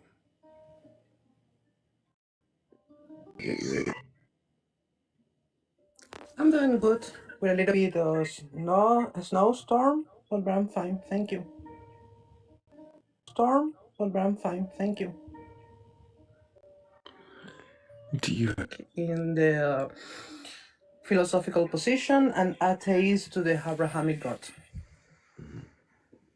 And why are you atheist to the Abrahamic God? Why do you believe that doesn't exist? Because the only logical argumentation they have is based just through Aristotle and the first mover, and no more than that, and the historical research through Tacitus and everything. They have a lot of discrepancies in a lot of things, also because they are like a mix of all the belief, and they sell it like a new brand they only got when it's a mix of Babylonic, Egyptian, Greek, and a lot of stuff. What do you think might convince you that that God exists? I never think about that because I don't want to nobody convince me God exists. And okay, following the object constitutions, no more than that. I go very well asleep at night. If I don't think if he's believe is exists or not, it's nothing to take my dream away.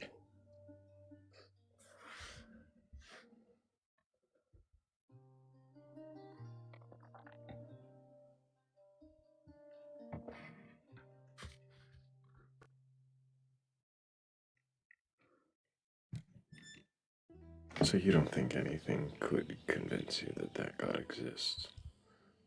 No, it's not that relevant for me. I follow the ethical, logical values and the moral, logical, not through the fake moral is sold at the religion moral when in fact it's just a virtuous thing. They sell it through the Catholic Church who don't have any coherence for me. Does it matter to you if the God is real or not? Nope. I see. Does anybody else have any questions for this guest? Yes. Somebody want to do a question? Nope. Questions? I like the music, by the way.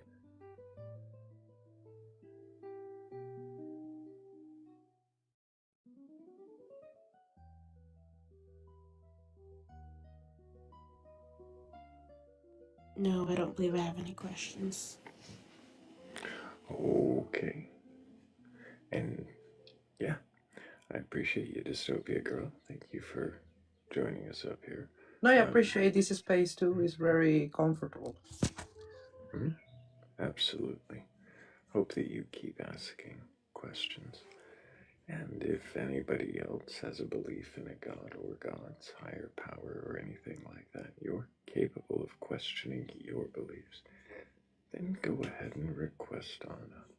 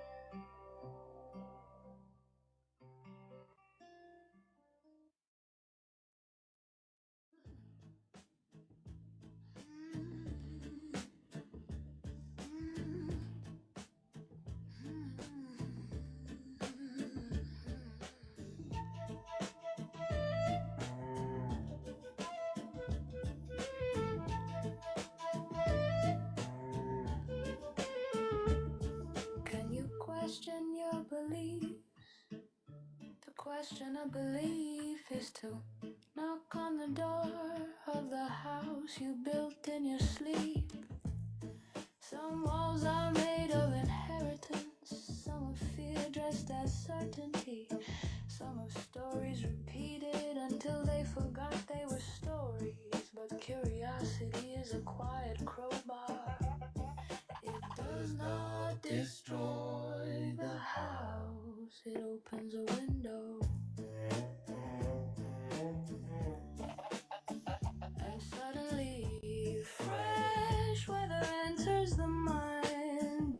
Dust dances in golden light, and you remember you are not the house.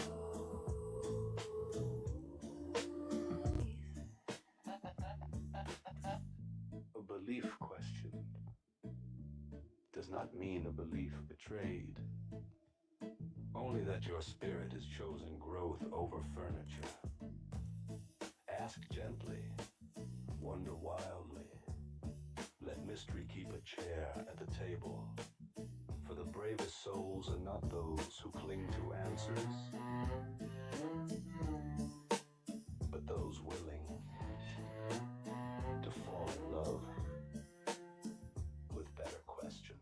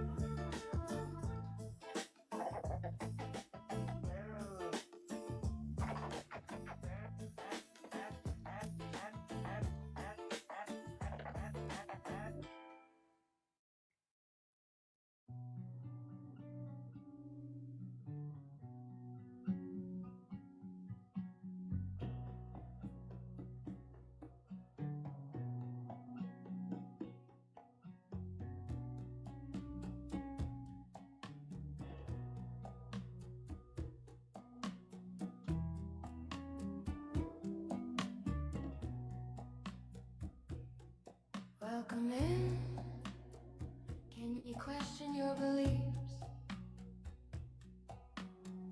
Do you have a belief in a God? A higher power?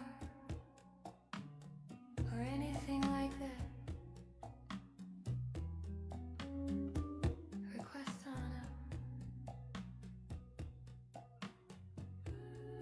Not here to debate or argue, or even burgle your God. But there's always room for one more in the shed.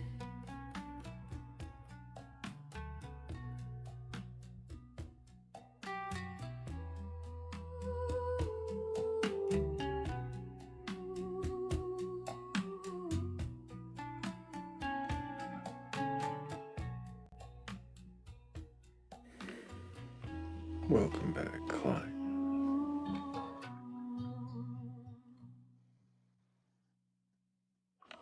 Okay, is my connection better now? Seems to be. Let's start from the beginning. Can I get your age for TikTok TOS? Okay, 27.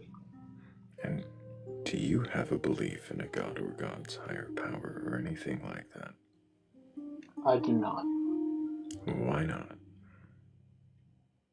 It's because there's no empirical evidence for it. And what evidence do you think might convince you that a god exists?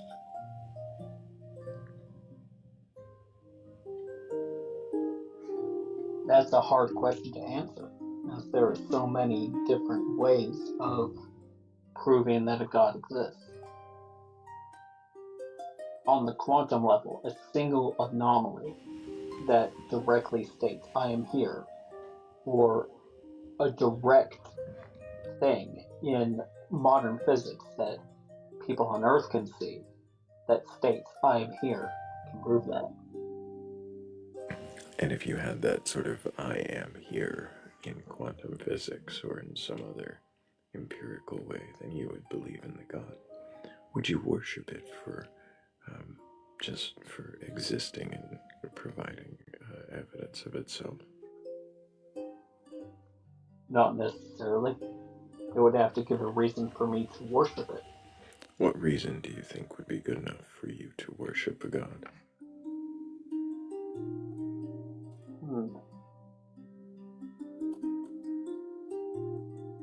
That is an interesting quandary. Like, if it stated that I created you and somehow, at least a little bit, gave some sort of possibility to substantiate that,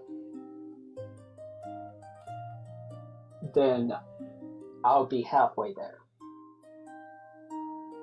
But then if it starts giving a bunch of moral philosophy, caveats to worshiping the god, if I didn't personally agree with it, then I couldn't.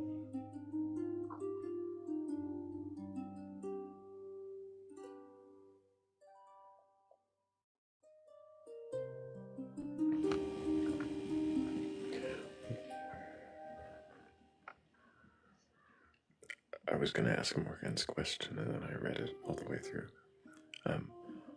What would substantiate it for you? Toyota.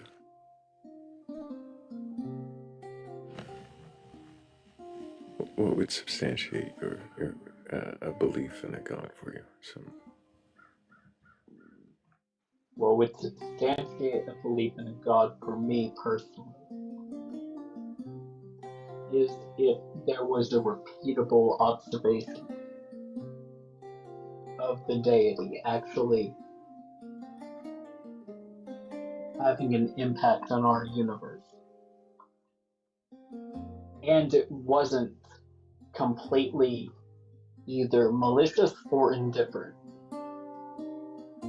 If it was malicious, I would be opposed to it. If it was indifferent, I would live my life as I currently live it. You're saying if an all-powerful deity was in some way malicious, you would oppose it. You would rebel against the all-powerful God that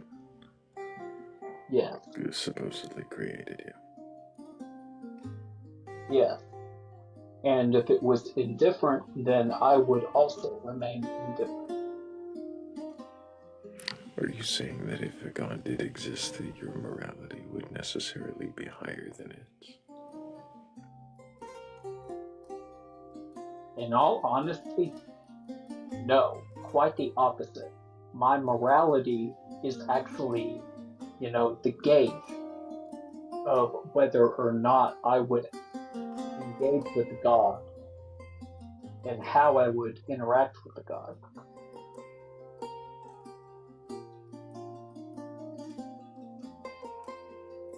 Like if the God was alive,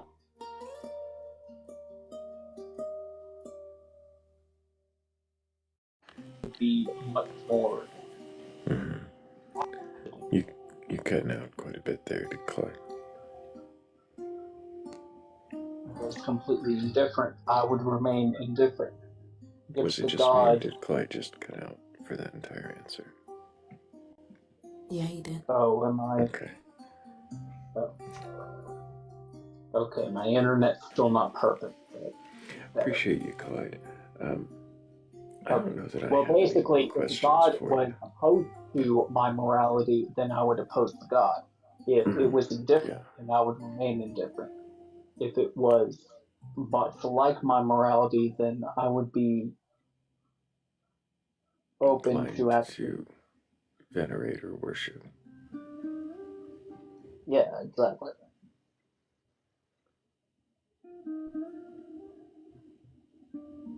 Is there any chance that your morality could be a flawed gauge? Absolutely. That's why I believe in the dialectic. I believe in a principle in philosophy, and that's subjective morality, but most schools of subjective morality don't align with mine. Like, they usually say that you have to accept different schools because of where they came from and what they are. And I completely don't know what you're talking about at this point. Okay. Does anybody else have a question for Clyde? I'll clip note this. Basically, I believe the dialectic is where we evolve and make our morality better.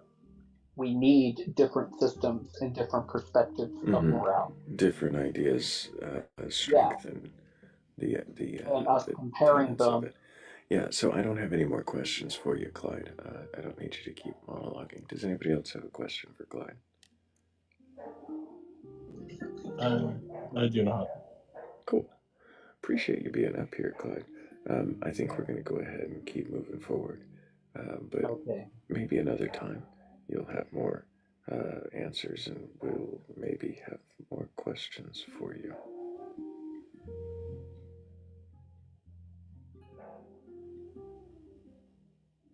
Morgan Le Fay is losing her mind in the comments about Hondas. I thought it was Toyotas. I added to that, of course. Now it's Hondas.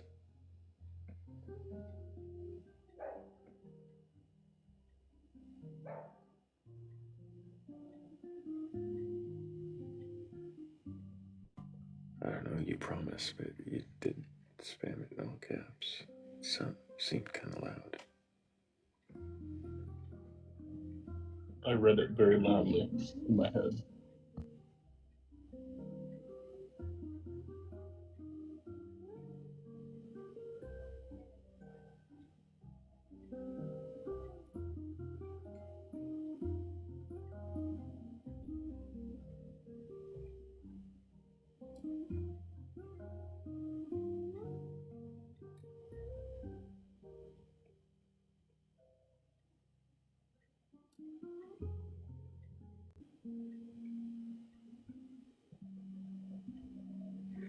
I wonder if we're getting up to poem time. It's starting to feel like it might be.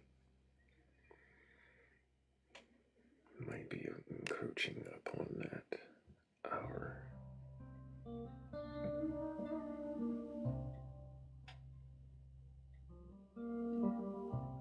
It's one of those bittersweet things the poem is.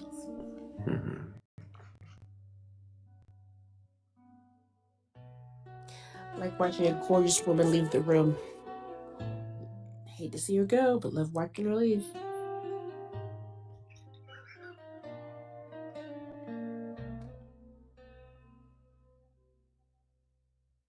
I say that to my male coworkers. It's pretty much the same thing.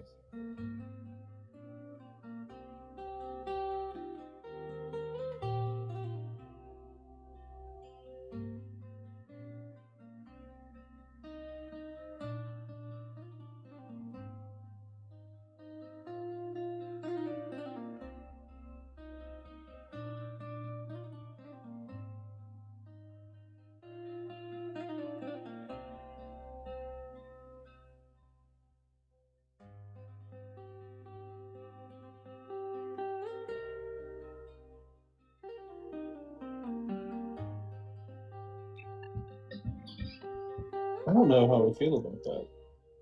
Curiousness bears no importance. It's only my curiosity that's gotten me this far. Well, that and some resilience.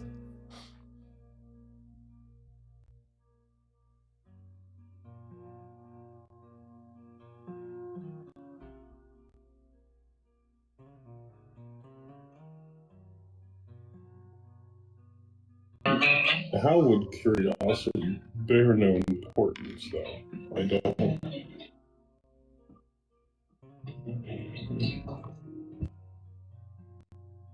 I think without curiosity, you can't maintain attentiveness.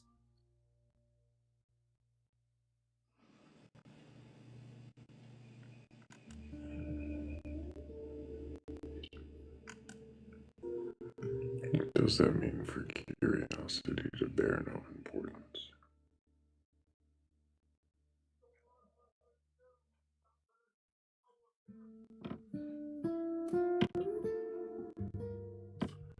I think it bears extreme importance. That you have to have curiosity, otherwise you don't go anywhere. And it's such a simplistic.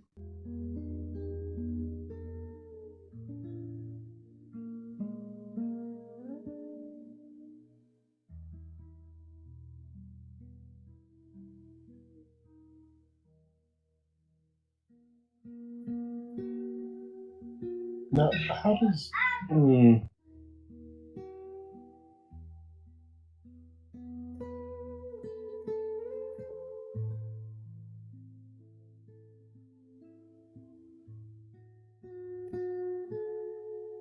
So curiosity, it's important enough by its own, his own. I'm assuming you meant its own. So curiosity is important enough on its own.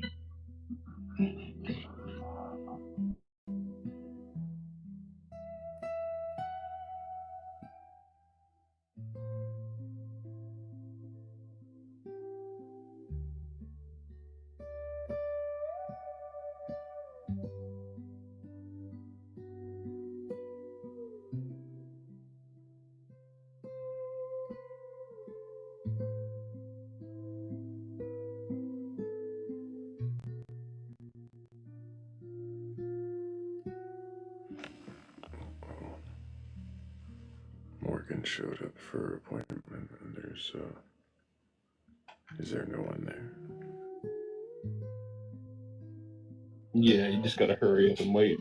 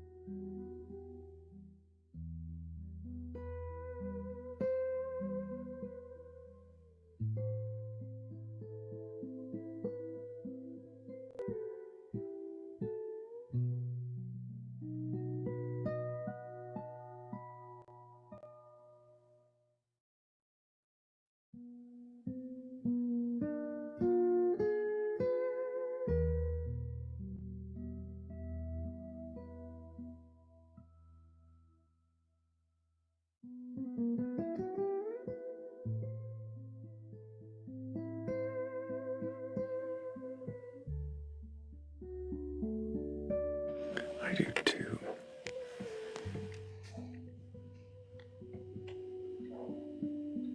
It's quite peaceful.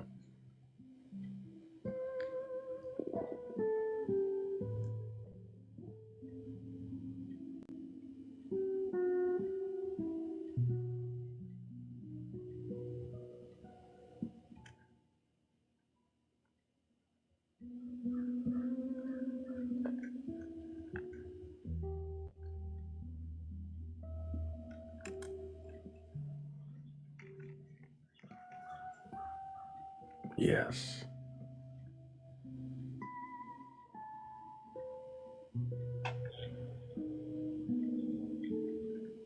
The question calmly, but then I like the passion with the emotion and getting a little into it.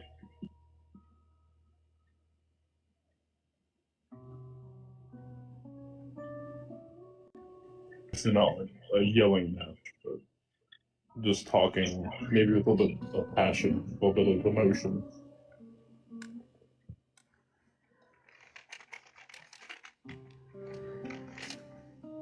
There What has if we have a poem? Oh, yay, poem time. Well, yay and yay, I guess. Bittersweet. Bittersweet.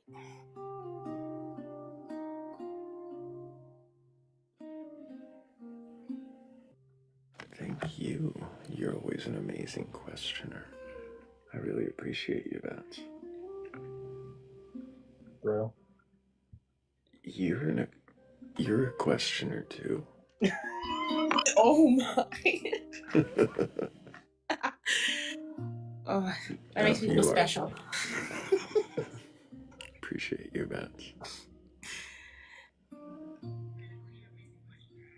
What questions you had to ask? Doesn't mean anything coming from you when you also have drops.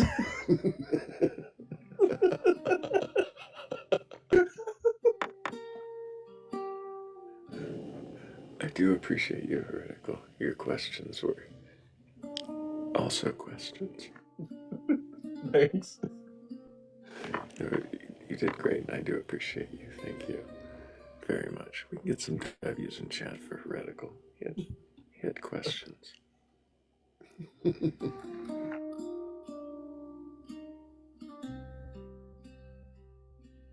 And thank you to all of you. Thank you for asking amazing questions, for all of the engagement. I mean, we tapped up 175,000, 177,000 times. So thank you guys so much for helping to tap the screen, to share the live, to be engaged, to ask all of the great questions, to be respectful of each other in the comments. And of course, those of you who fell asleep, I thank you too, even just for being here. Thank you all. And biggest, of course, W's go to the mods. Thank you guys. Without you, this space really wouldn't be what it is. So I appreciate every one of you. And if you do want to join this community, if you want to see what we get up to behind the scenes, you can, of course, always check out the link tree in my bio or in the Batcolyte's bio and the first Discord. You'll just want to make sure that you read the rules when you get there. Otherwise, it may look a little lonely. But if you can agree to them, then you should find out that you're not alone. And if you stumble across the Venmo or the Cash App in that link tree and you want to show your support that way, it is always appreciated. I really do thank every one of you who helped that way. And I think, if I'm not mistaken, there's really only one thing left.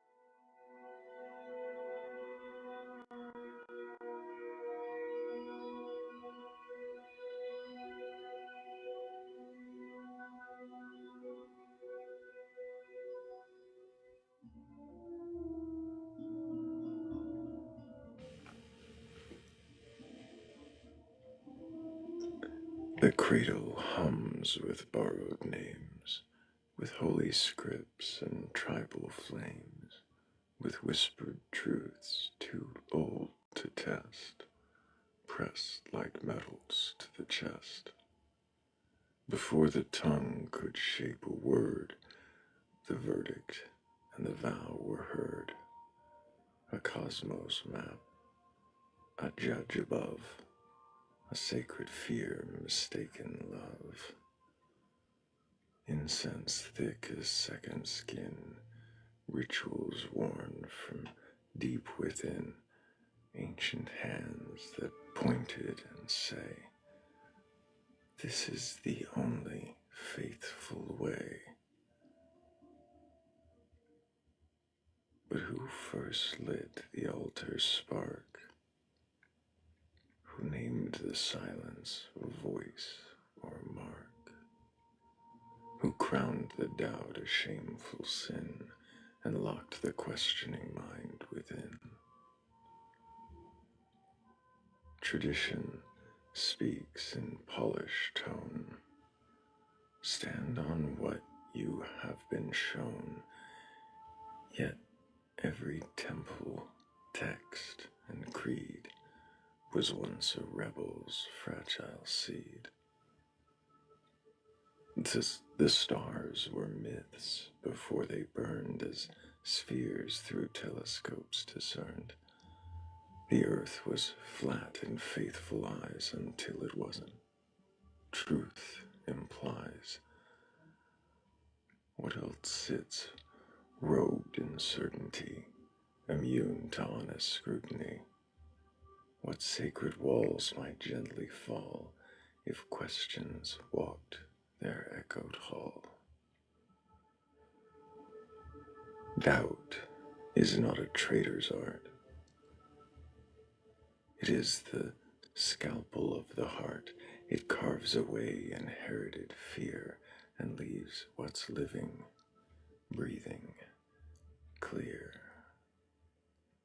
To question is not to destroy, but to refine alloy from alloy, to test the gold, to sift the sand, to see.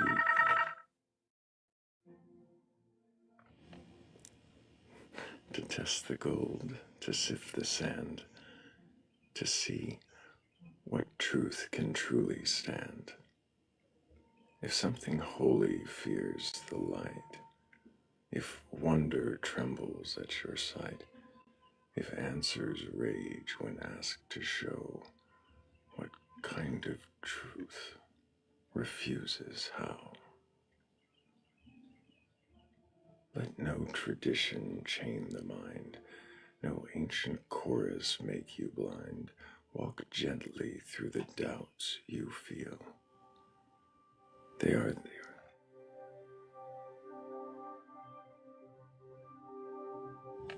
They are the whetstone of the real, name of honest doubt, and only name. It dares to be, will welcome scrutiny. So lift the veil and lift your gaze, interrogate inherited praise. Let courage be your quiet art, to question deeply from the start. And on that note, until the next time we meet in darkness and seek wisdom together, you all